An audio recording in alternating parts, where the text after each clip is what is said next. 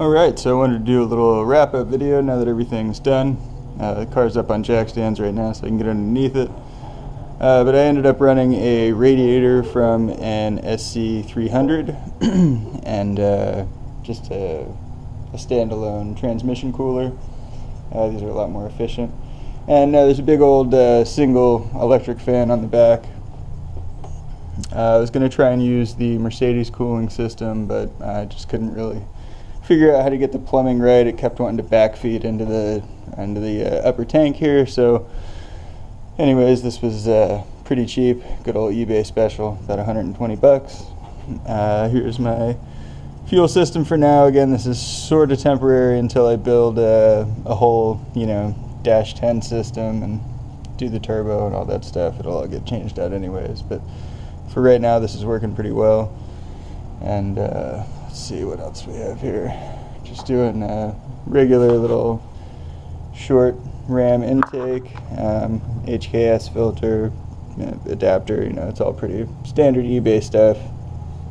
The header and Y pipe ended up having to fabricate. It's just a bunch of 45-degree 2-inch bends, and ended up getting it to snake up and around the pitman arm there.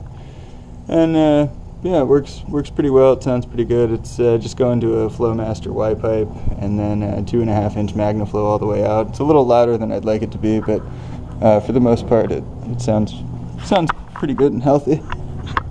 Let's see, underneath this is just the 2.5-inch. Got your V-bend here, nothing special. This is the transmission setup, and this is the factory Mercedes transmission Crossmember. As you can see, I took a little chunk out of it there for the motor mount, for the Lexus motor mount to clear. But for the most part, I just opened up the holes. It pretty well bolted in.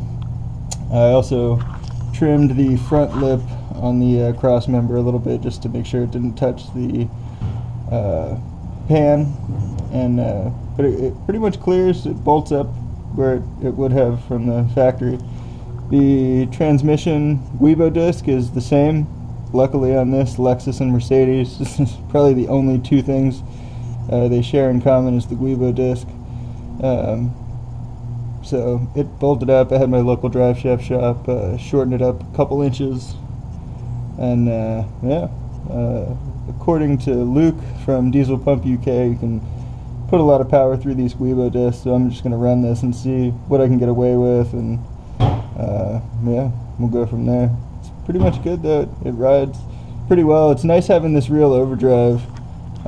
This has, I think, a 0.73 to 1 overdrive, and the Mercedes overdrive is just 1-to-1.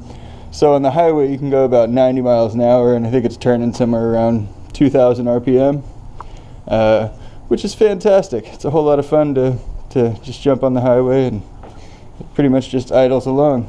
So that's it for now. Updates coming. I think I'm gonna strip the interior and put some different seats in it. Everything works, but it's gotta weigh a lot. So probably gonna pull some of that stuff out, and big old turbo. Yeah.